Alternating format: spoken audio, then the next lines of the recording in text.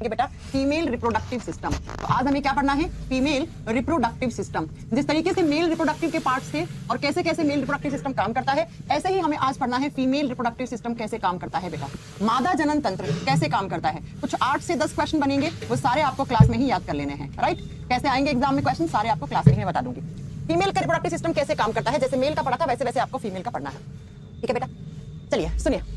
क्या बेटा, जैसे मेल रिप्रोडक्टिव सिस्टम कहां था, आपको याद है? मैंने पढ़ाया था कि जहां पे मेल रिप्रोडक्टिव सिस्टम होता है उस जगह को क्या बोलते हैं? पेल्विक रीजन बोलते हैं। तो ठीक है, ऐसे ही मेल रिप्रोडक्टिव सिस्टम जैसे पेल्विक रीजन में होता है, वैसे ही फीमेल का भी रिप्रोडक्टिव सिस्टम लोकेशन अगर पूछे तो कहां होता है, तो वो भी आप बताओगे पेल्विक रीजन में ही होता है। तो लिख दो लोकेशन क्या होती है फीमेल रिप्रोडक्टिव सिस्टम की, कहां पे होगा? तो ये भी पेल्विक रीजन में होता है बेटा, श्रोणी क्षेत्र में होता है। पेल्विक रीजन में होता है यानी कि आपका श्रोणी क्षेत्र में होता है। पहला पॉइंट तो ये लिख दीजिए बच्चा कि ये श्रोणी क्षेत्र में होता है। अब जैसे हमने मेल के रिप्रोडक्टिव सिस्टम को पार्ट्स में डिवाइड किया था, वैसे ही फीमेल के रिप्रोडक्टिव सिस्टम को भी हम पार्ट्स में ही डिवाइड करते हैं। कौन कौन से पार्ट्स में कैसे कैसे डिवाइड करेंगे वो जरा सुनो। जैसे मेल रिप्रोडक्टिव सिस्टम में मेल गैमेट्स बन रहे थे, शुक्राणु कोशिका बन रही थी, वैसे ही फीमेल के रिप्रोडक्टिव सिस्टम में ओवा या एग या अंडाणु बनता है। बेटा जैसे मेल के रिप्रोडक्टिव सिस्टम में स्पर्म्स कहां बन रहे थे? टेस्टिस में, एक पेयर टेस्टिस थे। ऐसे ही फीमेल के रिप्रोडक्टिव सिस्टम में एक पेयर ओवरी होते हैं, अंडाशय होते हैं, है ना? तो जरा ध्यान से सुनो कि अगर आपसे पूछे कि फीमेल के बॉडी में जो रिप्रोडक्टिव सिस्टम होता है उसमें प्राइमरी ऑर्गन किसको माना जाता है, प्राथमिक ऑर्गन किसको माना जाता है, यानी कि मेल रिप्रोडक्टिव सिस्टम में जैसे हमने टेस्टिस को प्राइमरी ऑर्गन बोला था, यहाँ पे प्राइमरी ऑर्गन प्राथमिक अंग हम किसको मानेंगे? तो बेटा ओवेरीज को मानेंगे। तो फीमेल के रिप्रोडक्टिव सिस्टम का मेन या प्राइमरी ऑर्गन है उसको हम ओवेरी कहते हैं। एक लिखोगे तो ओवेरी अंडाशय हो जाता है, 2 लिखोगे तो ओवेरीज लिख दो। ठीक है, तो ये अंडाशय जो होता है या जो ओवेरीज अंडाशय होते हैं, इनको ही हम मेन रिप्रोडक्टिव सिस्टम मानते हैं। किसका? आपका फीमेल के रिप्रोडक्टिव सिस्टम का। कितनी होती है ओवेरी? तो ओवेरी बेटा 1 पेयर, एक जोड़ी ओवेरी होती है। 1 पेयर, एक जोड़ी में ओवेरीज होती हैं। दिखाते हैं आपको कहां होती है, कैसे होती है। कुछ ऐसा होता है फीमेल का रिप्रोडक्टिव सिस्टम, मादा जनन तंत्र कुछ इस तरीके का होता है। ठीक है, और यहां पर एक ओवेरी ये रहा और एक ओवेरी ये रहा, ये 2 ओवेरी होती है बेटा आपकी, लेफ्ट वाली राइट वाली। तो बाएं आपका अंडाशय और दायां अंडाशय, इस तरीके से आपका फीमेल का रिप्रोडक्टिव सिस्टम काम करता है। थोड़ा अच्छा देखना है तो ये देख लो, इस फोटो में देख लो, ये रहा एक ओवेरी अंडाशय और दूसरा अंडाशय ये रहा। अब नाम से क्लियर है बेटा, ओवेरी अंडाशय जहां पे अंडे बनते हैं, जहां पे अंडे बनते हैं। तो ओवेरीज में काम क्या होगा? तो इन ओवेरीज का काम होता है फॉर्मेशन ऑफ एग। ये क्या काम करती हैं? ये एग बनाती हैं बेटा, फॉर्मेशन ऑफ एग, अंडाणुओं का निर्माण करती हैं। अब अंडे को ना एग भी बोला जाता है, ओवा भी बोला जाता है और ओवम भी बोला जाता है। हिंदी में लिखोगे अंडाणुओं का निर्माण होता है। अंडाणु या अंडाणु को कभी कभी हिंदी में डिंब लिखा जाता है। तो अंडाशयों में अंडाणुओं का निर्माण या डिंब का निर्माण होता है। जैसे टेस्टिस में क्या हो रहा था? फॉर्मेशन ऑफ स्पर्म्स, यहाँ पे फॉर्मेशन ऑफ एग। अब स्पर्म्स को बनना क्या कहा था हमने? स्पर्मेटोजेनेसिस। ऐसे ही अंडा बनना क्या कहलाता है? फॉर्मेशन ऑफ एग क्या कहलाता है? oogenesis। oogenesis। तो आपसे पूछ ले ओवेरीज का फंक्शन क्या है, तो वहां पर आएगा बेटा oogenesis। अब oogenesis का मतलब क्या होता है? Formation of egg. जेनेसिस शब्द का मतलब हमेशा होता है फॉर्मेशन, बनना। अब किसका बनना? अंडे का बनना। तो एग का बनना ही oogenesis कहलाता है, और हिंदी में बोलते हैं हम अंडा का निर्माण होना। तो ओवेरीज के अंदर एग बनते हैं, ओवम बनता है या ओवा बनता है या डिंब बनते हैं, आप कैसे भी इसको याद कर सकते हैं। एक पेयर ओवेरी होती है, लेफ्ट और राइट। बेटा ये जो ओवेरी होती है ना, ऐसे इस तरीके से एक ओवेरी फिर दूसरी, तो इस ओवेरी के बाहर ना एक लेयर लगा हुआ होता है इसका प्रोटेक्शन देने के लिए। ऐसे एक झिल्ली लगी हुई होती है ओवेरीज के बाहर, इसको सुरक्षा देने के लिए। इसको क्या कहते हैं? तो ओवेरी के बाहर जो मेम्ब्रेन होती है उसको ओवेरियन स्ट्रोमा कहा जाता है। ये क्वेश्चन पूछा हुआ है कि ओवेरियन स्ट्रोमा क्या होता है, तो आपको याद रखना है कि अंडाशय के बाहर जो भित्ति लगी होती है, भित्ति का मतलब होता है दीवार या मेम्ब्रेन। ठीक है, तो आप लिखोगे अंडाशय की भित्ति या अंडाशय की झिल्ली को क्या कहा जाता है? मेम्ब्रेन ऑफ ओवेरिन क्या कहलाती है? ओवेरियन स्ट्रोमा कहलाती है। ये क्या है? ये मेम्ब्रेन है। और मेम्ब्रेन का काम क्या होता है बेटा? ओवेरियन स्ट्रोमा क्या है? ये एक मेम्ब्रेन है, झिल्ली है, और झिल्ली का काम हमेशा प्रोटेक्शन देने का होता है। तो ये क्या करती है? ये प्रोटेक्शन देती है। किसको देती है बेटा? आप बताओगे। ये काम, ये सुरक्षा देने का काम करती है ओवेरीज को। ओवेरीज में इंफेक्शन जाने से बचाती है, कोई पैथोजन को एंटर करने से बचाती है, कोई बैक्टीरिया वायरस एंटर ना कर जाए ओवेरी के अंदर, कोई खराब चीज ना आ जाए, वरना तो क्या हो जाएगा बेटा? उससे ओवेरीज के अंदर इंफेक्शन हो सकता है। तो ओवेरीज के बाहर जो मेम्ब्रेन होती है उसको ओवेरियन स्ट्रोमा कहा जाता है।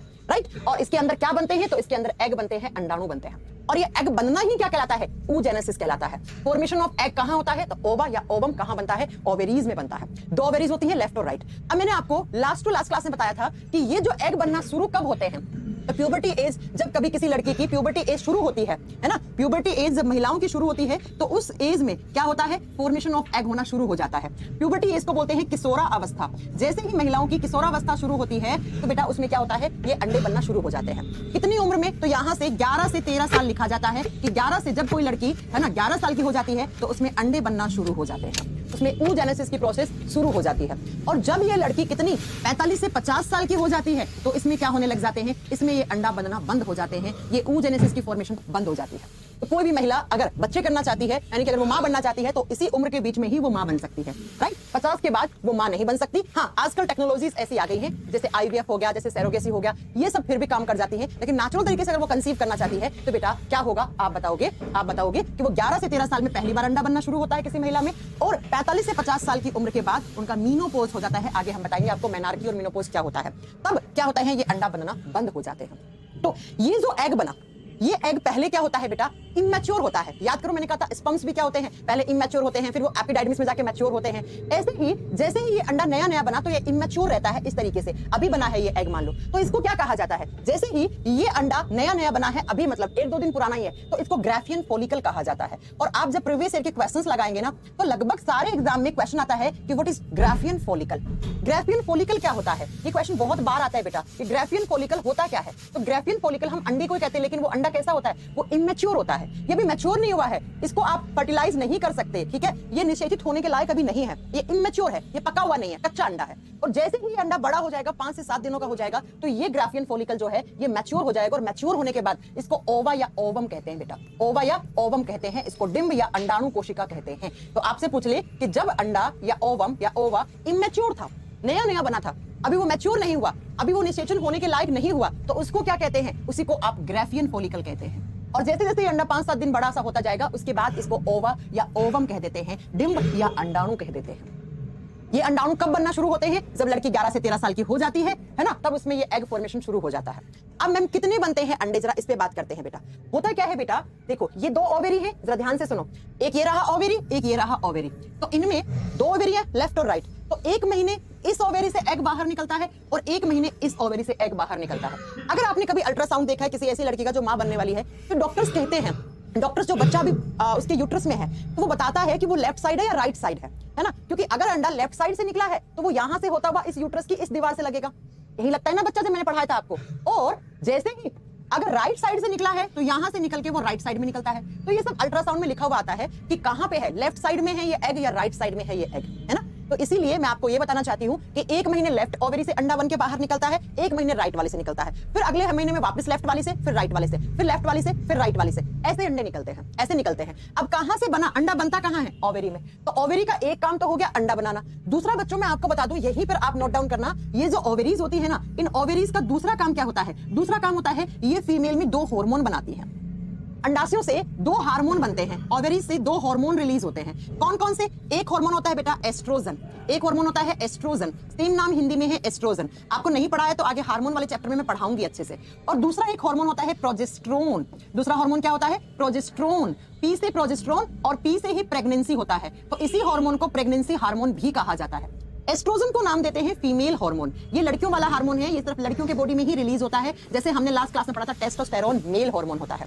सचिन कुमार, अगर तुम्हें रिकॉर्ड क्लास लग रही है तो क्लास से निकल जाओ, ठीक है ना, राइट। तो एस्ट्रोजन क्या होता है, एस्ट्रोजन फीमेल हार्मोन होता है, मादा हार्मोन होता है, ये लड़कियों में निकलता है, इसलिए इसका नाम फीमेल हार्मोन हो गया है। और प्रोजेस्टेरोन कैसा होता है, पी से प्रोजेस्टेरोन, पी से प्रेगनेंसी, तो ये प्रेगनेंसी वाला हार्मोन माना जाता है, इसको गर्भाधारण वाला हार्मोन कहते हैं। ये हार्मोन तभी रिलीज होता है बेटा जब कोई लड़की मां बनने वाली होती है। अब डॉक्टर्स कैसे पता लगाते हैं कि लड़की मां बनने वाली है, इसी प्रोजेस्टेरोन के लेवल को देख के डॉक्टर पता लगाते हैं कि भाई ये प्रोजेस्टेरोन का इतना लेवल है, इसका मतलब ये लड़की ने कंसीव कर लिया है, यानी कि ये मां बनने वाली है ना। इसका एग फर्टिलाइज हो चुका है, अंडा निषेचित हो चुका है, आगे चलकर ये बेबी बनने वाला है, तो यस ये मदर क्या है, ये मां बनने वाली है। तो याद रखिएगा ओवेरीज में अंडे भी बनते हैं और यही ओवेरी रिस्पॉन्सिबल होती है किसके लिए, प्रेगनेंसी हार्मोन रिलीज करवाने के लिए।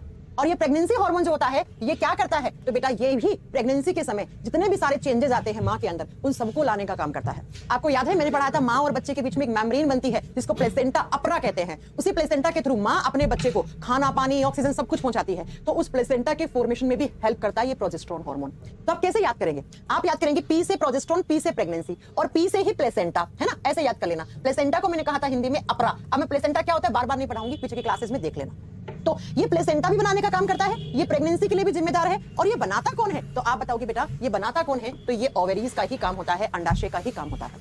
तो एक जोड़ी ओवेरीज होती है लड़कियों में, ओवेरीज में एग अंडाणु बनते हैं, एक महीने लेफ्ट वाले से बन के निकलते हैं, एक महीने राइट वाले से, फिर वापस लेफ्ट वाले से, फिर राइट वाले से। जब कोई लड़की 11-12 साल की हो जाती है तो उसमें पहली बार ये अंडा बनना शुरू होते हैं, इसलिए हम कहते हैं उस लड़की की प्यूबर्टी एज शुरू हो गई, उसकी कुसरा अवस्था शुरू हो गई है। जब वो महिला 45 से 50 साल की होती है तो उसका मीनोपॉज हो जाता है, आगे हम पढ़ाएंगे मीनोपॉज क्या होता है, राइट। तब उसमें अंडा बनना बंद हो जाते हैं। ओवेरी के बाहर एक झिल्ली लगी हुई होती है, उसको ओवेरियन स्ट्रोमा कहते हैं। जब ये अंडा नया नया बनता है, कच्चा अंडा है आप बोल सकते हो, है ना, मतलब ये इमैच्योर है तो इसको ग्राफियन फॉलिकल कहते हैं। जब ये अंडा मैच्योर हो जाता है, ये फर्टिलाइजेशन के लायक हो जाता है, तो बेटा इसको ओवा या ओवम या डिंब या अंडाणु कह देते हैं, राइट। और इसी ओवेरी से 2 हार्मोन भी रिलीज होते हैं। नॉर्मल केस में हर एक लड़की में, हर एक फीमेल में एस्ट्रोजन तो निकलता है, लेकिन बेटा जब वो महिला प्रेग्नेंट होती है तो उस समय प्रोजेस्टेरोन हार्मोन निकलता है, और इसी प्रोजेस्टेरोन हार्मोन के सिक्रेशन को देखकर डॉक्टर बताता है कि ये लड़की मां बनने वाली है या नहीं है, राइट। और यही प्रोजेस्टेरोन प्लेसेंटा फॉर्मेशन का भी काम करता है। प्लेसेंटा क्या होती है? मां जिस मेम्ब्रेन के थ्रू, जिस झिल्ली के थ्रू अपने बच्चे को खाना पीना सब कुछ पहुंचाती है, उसी मेम्ब्रेन को हम क्या कहते हैं? उसी मेम्ब्रेन को हम प्लेसेंटा कहते हैं, उसी को हम प्लेसेंटा कहते हैं। आगे बात समझ में, आगे चलें। अब तो ओवेरीज में क्या हो गया? ओवेरीज से अंडे बन गए। अब बच्चा इस फोटो से समझने की कोशिश करना, ये अंडे यहां से बन गए। मैंने कहा एक लेफ्ट साइड से निकलेगा, एक महीने एक राइट साइड से निकलेगा, राइट। मान लो कि यहां पर एक अंडा बना, ये एक एग है। अब ये एग बना कहां? ओवेरी में, अंडाशय में। अब ये एग बन के यहां पे बाहर आ जाता है। इस नली को क्या कहते हैं? इसको हम फैलोपियन ट्यूब कहते हैं। ये दिख रहा है ना, फैलोपियन ट्यूब कहते हैं, राइट। तो अब दूसरा जो फीमेल का रिप्रोडक्टिव ऑर्गन होगा आफ्टर ओवेरी, तो वो क्या होना चाहिए? वो फैलोपियन ट्यूब होना चाहिए। तो लिख दो, फीमेल रिप्रोडक्टिव सिस्टम का 2 नंबर पे जो ऑर्गन है उसको फैलोपियन ट्यूब कहते हैं, या इसी को कभी कभी ओविडक्ट कहते हैं। ओवी का मतलब क्या हो गया? अंडाणु, डक्ट का मतलब नली, जो अंडाणुओं का वाहन करती है। जैसे देखो बेटा, मेल रिप्रोडक्टिव सिस्टम में कौन सी थी? वास डेफरेंस, जो स्पर्म्स का वाहन कर रही थी। ऐसे ही फीमेल के रिप्रोडक्टिव सिस्टम में क्या आता है बेटा? फीमेल के रिप्रोडक्टिव सिस्टम में फैलोपियन ट्यूब आती है या ओविडक्ट आती है। हिंदी में इसको कहते हैं अंडवाहिका, है ना, अंडवाहिका, अंडाणुओं का वाहन करने वाली नली, अंडवाहिका नली। कितनी होती है? 2। एक लेफ्ट ओवेरी से कनेक्टेड होती है, एक राइट ओवेरी से कनेक्टेड होती है, एक बाएं अंडाशय से, एक दाएं अंडाशय से। अब इसमें होता क्या है फैलोपियन ट्यूब में? तो जरा वो समझो, इस डायग्राम से समझने की कोशिश करना। ये अंडा बन के यहाँ पे निकल गया, आ गया यहाँ पे। इस नली को आपने क्या बोला? इस नली को फैलोपियन ट्यूब बोला। अब यहाँ से स्पर्म्स की एंट्री होती है, ये तो हमने कल की क्लास में पढ़ा था। ऐसे ऐसे स्पर्म्स की एंट्री होगी, और ये स्पर्म्स मोटाइल होते हैं। मोटाइल का मतलब होता है गतिशील होते हैं। स्पर्म्स में स्पीड होती है, कल पढ़ाया था मैंने, सिट्रिक एसिड स्पीड देने का काम करता है। और मैंने कहा था एक बारी में मिलियंस स्पर्म्स बाहर निकलते हैं, लेकिन मिलियंस में से कोई एक स्पर्म ऐसा होता है जो एक अंडे को जाके भेद देता है, निषेचित कर देता है। ये पढ़ाया था मैंने कल की क्लास में, है ना, याद है ना? रवि में देख लूंगी बेटा कौन सा नोट्स अपलोड नहीं हुआ, राइट। तो होता क्या है, इस यहां से स्पर्म्स की एंट्री होती है, मिलियंस ऑफ स्पर्म्स आते हैं। इस शुक्राणु कोशिकाओं में गति होती है, स्पीड होती है, और इसीलिए वो गति से, वो स्पीड से चल के यहां से होकर यहां आ जाता है। अब मिलियंस में से एक स्पर्म, एक शुक्राणु कोशिका इस अंडे के साथ आएगी और इसको पेनिट्रेट कर देगी, इसको भेदित कर देगी। और जैसे ही ये स्पर्म इस अंडाणु के साथ जुड़ गया, फ्यूजन हो गया, तो बेटा इसी प्रोसेस को फर्टिलाइजेशन, इसी को निषेचन की प्रक्रिया कहा जाता है। तो एग्जाम में क्वेश्चन क्या आता है? एग्जाम में क्वेश्चन आता है कि फैलोपियन ट्यूब में क्या होता है? तो फैलोपियन ट्यूब में फर्टिलाइजेशन होता है बेटा। क्या होता है? फर्टिलाइजेशन होगा। यहाँ पे निषेचन की प्रक्रिया होगी। अब फर्टिलाइजेशन होता क्या है? तो ओवा या एग लिख देना, ठीक है। इसका स्पर्म से मिलना, इन दोनों का क्या? ओवा का, अंडाणु का शुक्राणु से मिलना, या अंडाणु कोशिका का शुक्राणु कोशिका के साथ संलयन होना, जुड़ना, क्या कहलाता है? फर्टिलाइजेशन कहलाता है। और जैसे ही फर्टिलाइजेशन हो गया तो बेटा निषेचन हो गया। इस स्पर्म ने इस एग को क्या कर दिया? पेनिट्रेट कर दिया, भेदित कर दिया। तो यहां से फर्टिलाइजेशन के बाद एक नया सेल बनता है। ये पहला सेल बनता है इस तरीके से, और इस सेल को नाम देते हैं हम जाइगोट। इसको नाम क्या देते हैं हम? जाइगोट नाम देते हैं, इसको युग्मनज नाम देते हैं। तो एग्जाम में क्वेश्चन देखो कैसे कैसे बनेगा। एग्जाम में क्वेश्चन पूछता है बेटा कि फर्टिलाइजेशन प्रोसेस कहां होती है, तो आपका आंसर ये रहा। या क्वेश्चन ऐसे पूछेगा फैलोपियन ट्यूब में क्या होता है, तो आपको पता होना चाहिए। फर्टिलाइजेशन होता क्या है, तो इसको फर्टिलाइजेशन बोलते हैं। फर्टिलाइजेशन होने के बाद बनता क्या है? जाइगोट। जाइगोट कैसा होता है? सिंगल सेल्यूलर, सिंगल सेल है ये एक ही कोशिका है। ये क्या है? एक कोशिका है बेटा, इस तरीके से एक सेल है। अब क्या होगा? अब धीरे धीरे ये जाइगोट यहाँ पे बन गया। अब ये जाइगोट अपने आप को डिवाइड करेगा, तो एक से कितनी बनेंगी? 2 सेल, फिर 2 से 4 बनेंगी ऐसे, फिर इन 4 से 8 बनेंगी, ऐसे 8 बन जाएंगी, है ना। ऐसे बन के ऐसे बहुत सारी सेल्स, फिर टिश्यूज, फिर ऑर्गन्स, और एक बच्चा बनने की प्रोसेस स्टार्ट हो जाती है। एक बच्चा बनना शुरू हो जाता है यहाँ पे। तो अब जरा मेरी बात को ध्यान से सुनना। यहाँ पे एग बना था, ठीक है। एक बार लेफ्ट साइड से निकलता है एग एक महीने में, एक बार राइट वाले से निकलता है। यहां से एग बन के यहां आ गया, यहां इसने स्पर्म्स का इंतजार किया। अगर यहां से स्पर्म्स आ गए सेक्सुअल इंटरकॉर्सेस के थ्रू, अगर इस केस में यहां पे सेक्सुअल इंटरकॉर्सेस हुआ इस महिला के साथ, तो यहां से क्या होते हैं बेटा? स्पर्म्स आ जाते हैं, और ये स्पर्म्स इसको क्या कर देंगे? पेनिट्रेट कर देगा इस ओवम को, इस एग को, और नया सेल बना देगा। उस नए सेल को जाइगोट बोलेंगे। ये जाइगोट बन गया यहाँ पे नया। फर्टिलाइजेशन से क्या बनता है? जाइगोट। अब ये जाइगोट यहां से होता हुआ नीचे की तरफ यहां आके घुस जाता है। इस दीवार से लग जाता है और ये क्या है, ये होता है यूट्रस, इसको बोलते हैं गर्भाशय, इसको बोलते हैं वूम्ब, गर्भ इसी को बोलते हैं। और गांव में इसको बच्चादानी बोल देते हैं, है ना। एक बच्चा पूछेगा ना बच्चादानी क्या होता है, जहां बच्चा रहता है उसी को बच्चादानी कहते हैं, राइट। तो इसी को कहते हैं यूट्रस, इसी को क्या कहते हैं बेटा, यूट्रस कहते हैं हम, गर्भाशय कहते हैं। तो इस गर्भाशय की दीवार देखो ऐसे पूरा ये गर्भाशय होता है, तो इसकी दीवार से आके ऐसे लग जाएगा यहाँ पे जाइगोट, ऐसे आगे जाइगोट फंस जाएगा यहाँ पे इस यूट्राइन वॉल, यूट्रस की जो वॉल होती है ना उसको यूट्राइन वॉल कहते हैं। तो ये जो तीसरा है इस यूट्रस को हम क्या कहेंगे, थर्ड रिप्रोडक्टिव ऑर्गन, किसका, फीमेल का। फर्स्ट क्या था, ओवेरीज में अंडे बने, दूसरा फेलोपियन ट्यूब जहां पे क्या होता है, फर्टिलाइजेशन होता है। अब ये जाइगोट बनके कहां जाएगा, नीचे की तरफ धसेगा, और धसता कहां पे है, तो 3 नंबर पे लिखो बेटा, ये धसता है यूट्रस में। इसमें यूटेरस में, यूटेरस को वूम्ब भी बोलते हैं, ठीक है, गर्भाशय या गर्भ बोलते हैं बेटा, गर्भाशय या गर्भ बोलते हैं। और इस गर्भ के अंदर क्या रहता है, अगले 9 महीने तक देखो ऐसे ये गर्भ होता है, यहाँ पे यही जाइगोट आके ऐसे धस जाएगा, ये जाइगोट ऐसे नीचे की तरफ आके ऐसे लग जाएगा, और जैसे ही ये यूट्रस की दीवार के साथ जाइगोट चिपक जाता है तो बेटा इसको ब्लास्टोसिस्ट नाम दिया जाता है। इसको क्या बोलते हैं, ब्लास्टोसिस्ट बोलते हैं, CYST, ठीक है, ब्लास्टोसिस्ट नाम दिया जाता है इसको।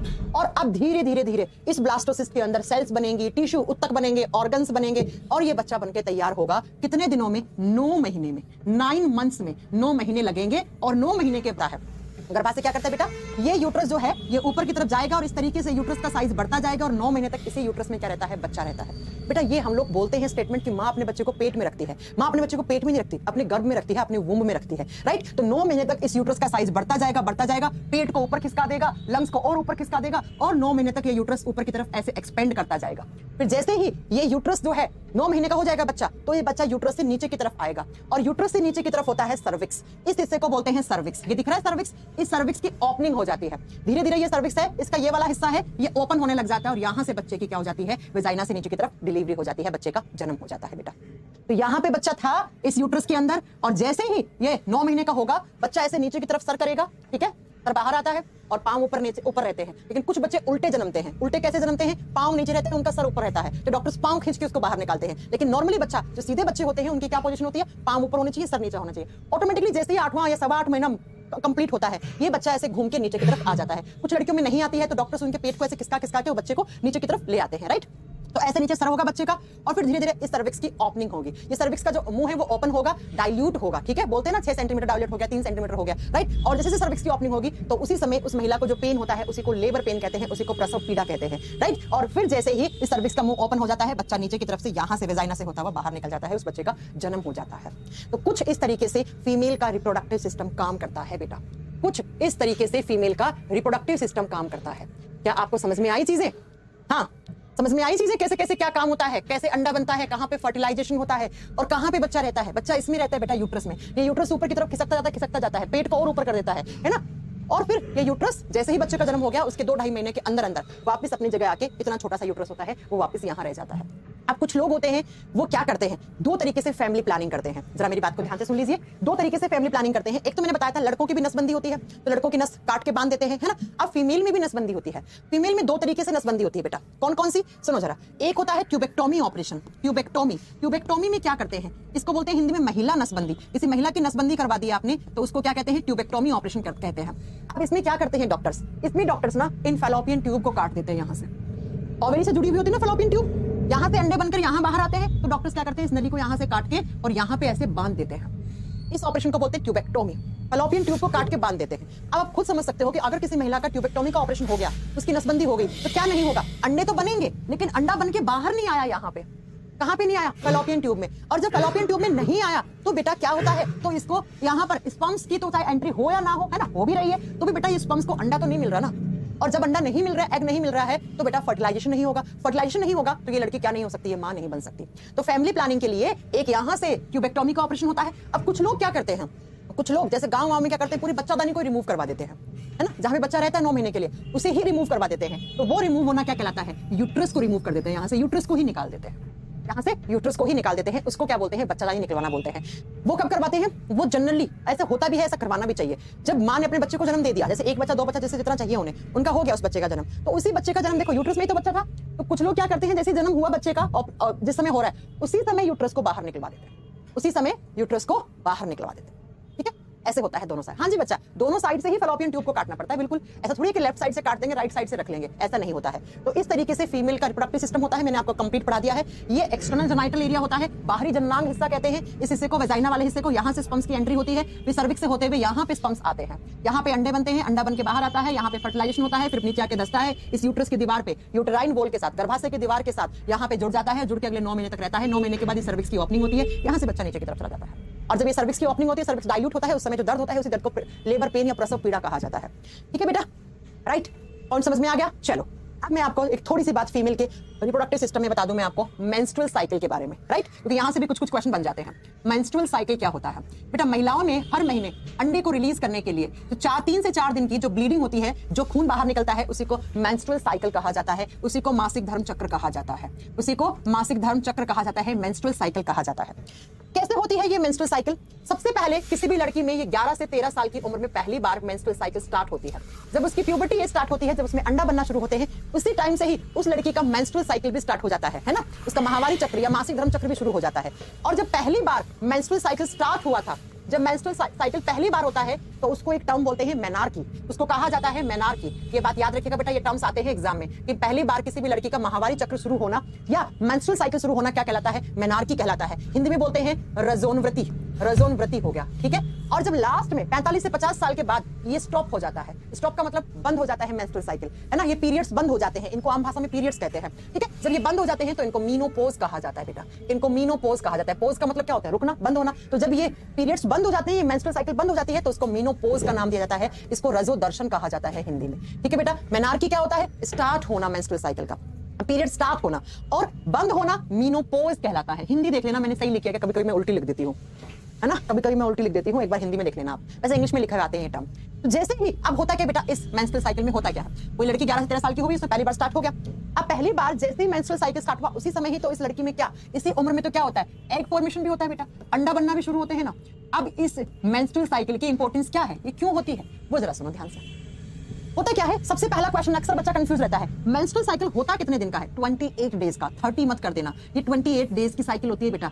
एग्जाम में पूछता है कि जो मासिक धर्म चक्र या माहवारी या पीरियड्स या मेंस्ट्रुअल साइकिल होती है वो कितने दिनों की होती है? ऑप्शन में 28, 29, 30, 31 ऐसे होते हैं, आपको 28 वाला ऑप्शन करके आना है, ठीक है। ये हिंदी मुझे लग रहा है मैंने उल्टा लिख दिया, एक बार देख लेना, ये होगा रजो दर्शन, ये होगा रजोनव्रती, शायद ऐसे होता है हिंदी में, ठीक है। हाँ, ये देख लेना, ये रजो दर्शन कहते हैं इसको, पहली बार जब स्टार्ट होता है, और इसको रजोनव्रती कहा जाता है। अब सही है, इसको रजोनव्रती कहा जाता है, राइट। स्टार्ट होना मेनार्की, बंद होना आप बताओगे बेटा मीनोपोज। तो आपसे पूछे कि मेंस्ट्रुअल साइकिल होता कितने दिन का है? 28 दिन का होता है। अब होता क्या है इस 28 दिन के अंदर, किसी भी महिला के बॉडी में क्या क्या चेंजेस आते हैं वो समझने की कोशिश करना। 28 दिन में जो फर्स्ट स्टार्टिंग के 14 दिन है, पहले से लेकर 14 डेज, ये पहला दिन है, ये 14 डेज है, राइट। 14 दिन में क्या होता है? oogenesis होता है, oogenesis। इन 1 से लेकर 14 दिनों का जो ये साइकिल है ना, फर्स्ट डे से लेकर 14 डेज तक क्या होता है बेटा? oogenesis होता है। अब oogenesis का मतलब क्या होता है? अंडा बनता है। इस महिला में क्या बनता है? एग फॉर्मेशन होता है, अंडा बन के तैयार होता है। इन 14 दिनों के अंदर, इन 14 डेज में क्या होता है? अंडा बनता है, बन गया 14 डेज में, ये एग बन गया, राइट। अब जैसे ही 15वां दिन आता है, यहाँ पर ये 15वां दिन है और ये 16वां दिन है, तो 15वें और 16वें दिन में अंडा बनके ओवरी से बाहर आता है, बाहर आता है। ये अंडा बाहर आ गया तो 15वें और 16वें दिन को कहा जाता है ओव्यूलेशन पीरियड। ओव्यूलेशन पीरियड, अंडा बाहर आ गया, बाहर कहाँ? फैलोपियन ट्यूब में आ गया।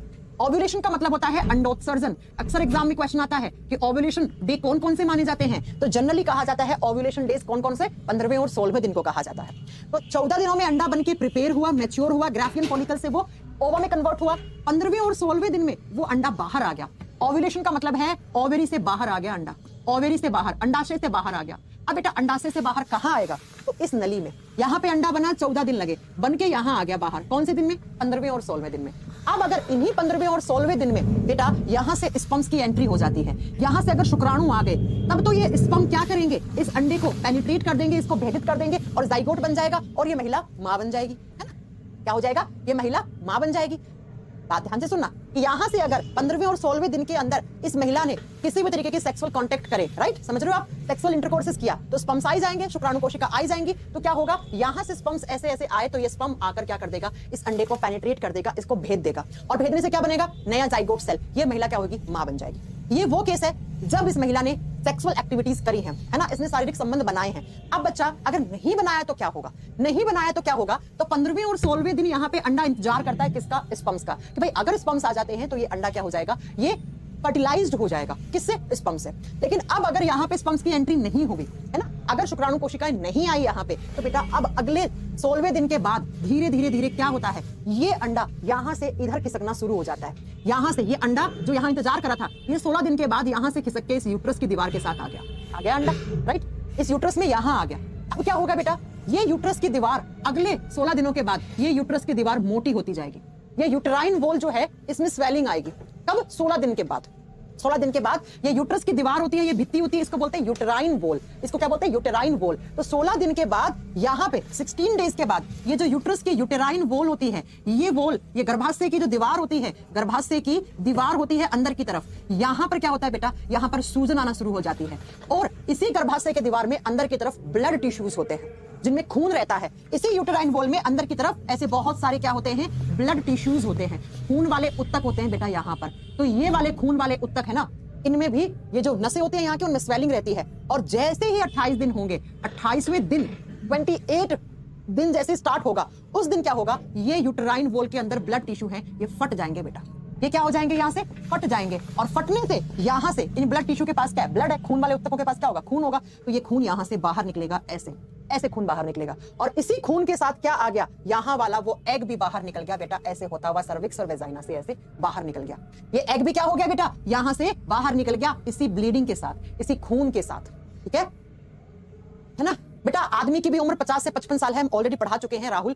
उसके बाद उनके स्पर्म्स की क्वालिटी बेकार हो जाती है, हम पहले पढ़ा चुके हैं, राइट। तो क्या होगा कि 16 डेज के बाद, 16वें दिन के बाद, अगर इस अंडे को क्या नहीं मिला, शुक्राणु कोशिका नहीं मिला, तो ये अंडा यहाँ आ गया और इस यूट्रस की दीवार में सूजन होगी। यहाँ पे अंदर की तरफ ब्लड वाले टिश्यू होते हैं। 28वां दिन जैसे शुरू होगा, 28वें दिन में ये ब्लड टिश्यू क्या होते हैं, ये बेटा फट जाते हैं और फट के इस अंडे को भी अपने साथ बाहर निकाल लिया। और अगले 4 दिन तक, नॉर्मल केस में बता रही हूँ मैं, ठीक है, 28वें के बाद 29वां, 30वां, 31वां और जो फर्स्ट 4 दिन है, तो इन 4 दिनों में क्या होता है बेटा, ब्लीडिंग होता है। ब्लीडिंग का मतलब है खून बाहर निकलना, खून का बहाव होता है। और इसी ब्लीडिंग को मेंस्ट्रुअल फ्लो कहा जाता है या पीरियड्स कहा जाता है।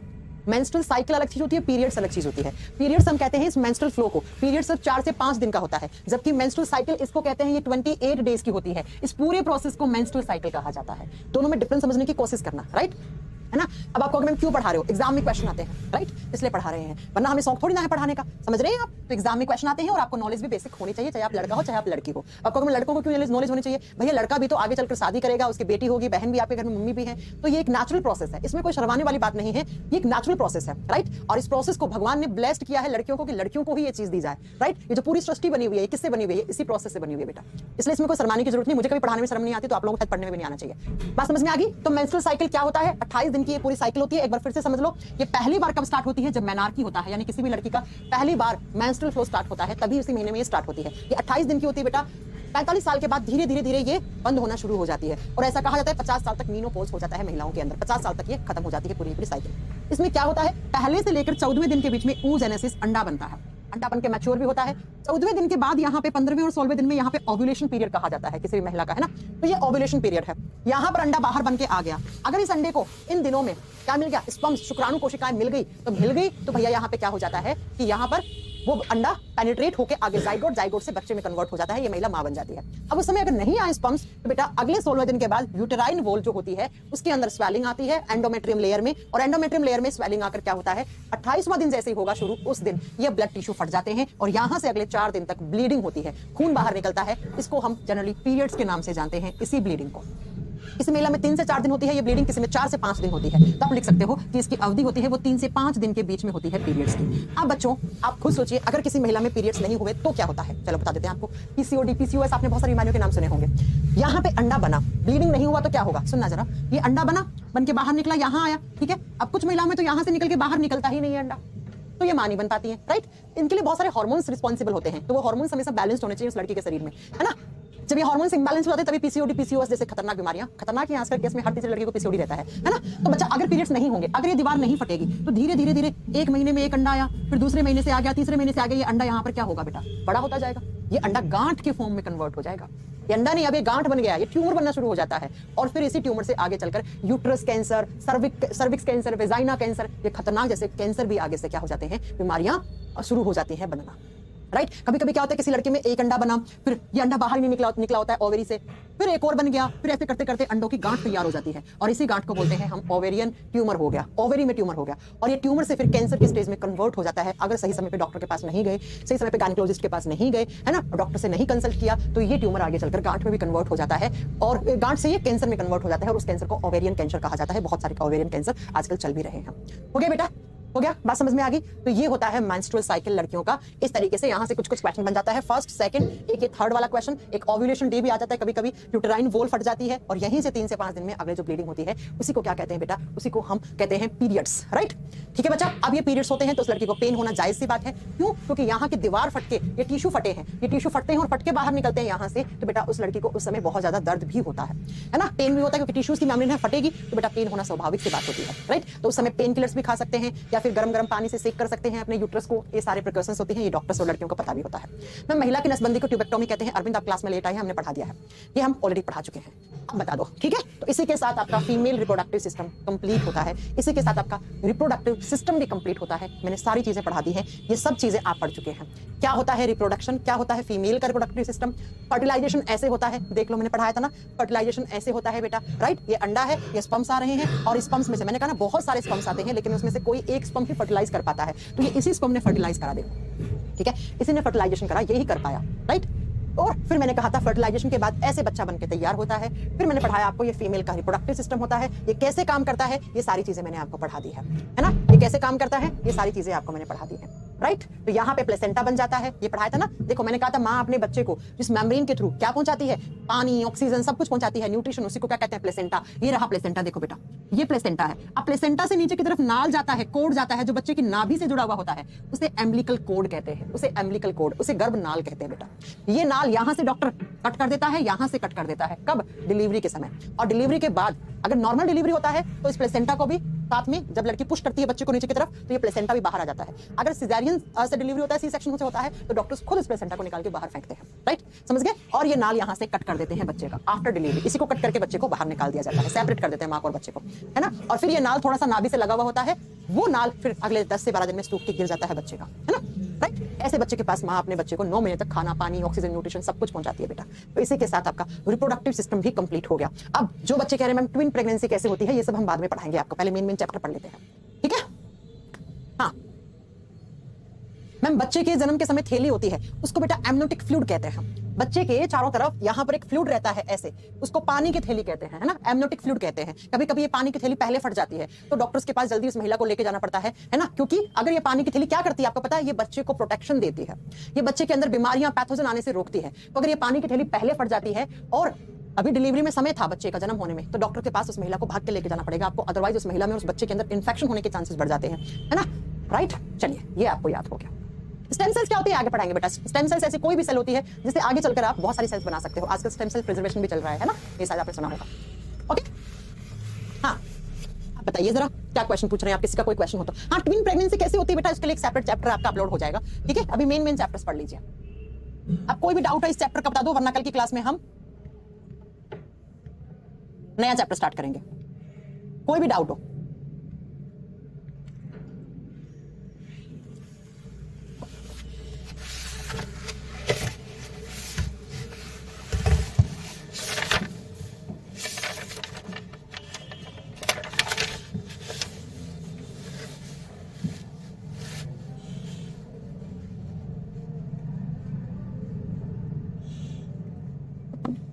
आप पूछिए। चलिए कोई भी डाउट आप पूछ सकते हो। मैं, मेरे राइट साइड में चेस्ट में फैट जमा है, राइट साइड में फैट जमा हो गया, आपका कोलेस्ट्रॉल लेवल बढ़ गया होगा बेटा, उसको कम कीजिए, तेल घी कम खाइए, है ना, फैट को अपनी डाइट से कट कर दीजिए। चलो मैम, वेसेक्टोमी करवाने वाली महिला में पीरियड्स नहीं होता, पहली बात तो वेसेक्टोमी लड़कों में होता है यार, महिला में नहीं होता है क्या, तुम लोग कैसे तो पढ़ाई करते हो यार, है, no doubt, okay. Ma'am 14 days से फर्टिलाइजेशन पहले नहीं होता, नहीं बेटा, 14 डेज के बाद ही साइकिल को ओव्यूलेशन कहा जाता है। 14 डेज से पहले प्रेगनेंसी के 9 चांसेस होते हैं, ठीक है, लेकिन 14 डेज के बाद चांसेस बढ़ जाते हैं। सबसे ज्यादा हाईएस्ट चांसेस होते हैं 15, 16, 17, 18 डेज में, उसके बाद धीरे धीरे चांसेस कम हो जाते हैं, बिकॉज अंडा नीचे की तरफ आ जाता है, राइट। चलो और कोई डाउट नहीं है। कैसे मालूम करे कोई महिला प्रेग्नेंट है, संतोष कुमार कैसा क्वेश्चन पूछ लेते हैं, कैसे क्वेश्चन पूछ लेते हैं, कैसे मालूम करे कोई महिला प्रेग्नेंट है, आपको नहीं मालूम करना है, वो महिला को पता लग जाता है ना, वो वो बता देगी आपको कि वो प्रेग्नेंट है या नहीं है। मैंने बताया ना उसके लिए टेस्ट होता है, घर में प्रेगा न्यूज आती है उसे चेक कर लेते हैं, अदरवाइज डॉक्टर आती है। हार्मोन होता है एचसीजी हार्मोन, एचसीजी हार्मोन। इस हार्मोन का लेवल ही बताता है, जब ये लेवल 600 से ऊपर चलाता है मतलब ये महिला मां बनने वाली है, राइट। ब्लड का सैंपल लेते हैं और उस सैंपल में देखते हैं एचसीजी का लेवल, अगर 600 से ऊपर है मतलब महिला ने कंसीव कर लिया है, ठीक है। मैम ब्लास्टोसिस्ट बता दो, ब्लास्टोसिस्ट क्या होता है बेटा? जब सेल फर्टिलाइज्ड एग है उसके अंदर क्या होना शुरू हो गया है, आगे से आगे सेल डिवीजन शुरू हो गया है, तो उस स्टेज को ब्लास्टोसिस्ट कहा जाता है, राइट। रिलैक्सिन हार्मोन, जब महिला प्रेग्नेंट हो जाती है उसके बाद रिलैक्सिन हार्मोन बनना शुरू होता है। वो क्या करता है, उस महिला के यूट्रस को, उसकी सर्विक्स की ओपनिंग करवाने में और उसके यूट्रस को तैयार करता है फॉर द प्रेगनेंसी पीरियड, ठीक है। वो रिलैक्सिन हार्मोन होता है। रिलैक्सिन हार्मोन के बारे में सुन लो बेटा, यही रिलैक्सिन हार्मोन है ना, ये प्रेगनेंसी के बाद ही बनता है। ये रिलैक्सिन हार्मोन ये क्या करता है, ये यूट्रस को कॉन्ट्रैक्ट करवाता है। यूट्रस कॉन्ट्रैक्ट होगा, सर्विक्स की ओपनिंग होगी, सर्विक्स की ओपनिंग होगी, बच्चा नीचे की तरफ जाएगा। तो ये भी बच्चे के जन्म में सहायक हार्मोन माना जाता है। एक मैंने आपको पढ़ाया होगा ऑक्सीटोसिन हार्मोन, ऑक्सीटोसिन हार्मोन, ये दोनों ही हार्मोन जन्म देने में सहायक हार्मोन होते हैं बेटा। ऑक्सीटोसिन भी क्या करता है, लेबर पेन को कम करता है। अब लेबर पेन क्या होता है बेटा, जब कोई लड़की बच्चे को जन्म दे रही होती है उस समय जो उसे दर्द होता है उसे प्रसव पीड़ा या उसे लेबर पेन कहा जाता है, ठीक है। ये भी यूट्रस को कॉन्ट्रैक्ट करवाता है, लेकिन ये लास्ट में ये यूट्रस को बढ़ा के पहले ऊपर की तरफ ले जाएगा ताकि बच्चा उसके अंदर फिट रहे यूट्रस में, फिर इस यूट्रस को वापस नॉर्मल लाता है रिलैक्सिन, राइट। तो ये भी हार्मोन्स प्रेगनेंसी के समय ही निकलते हैं, राइट। इसलिए तो कहते हैं बेटा जब कोई लड़की मां बनने वाली होती है उस समय उसका मूड चिड़चिड़ा हो जाता है ना, वो बहुत ज्यादा एग्रेसिव हो जाती है। हालांकि सबके केस में नहीं होता, लाइक मेरे केस में नहीं था ऐसा। मैं बहुत पूरे 9 महीने, मैंने तो अपना पूरा 9 महीने बहुत प्रेगनेंसी पीरियड को बहुत अच्छे से एंजॉय किया, पूरा काम करा मैंने।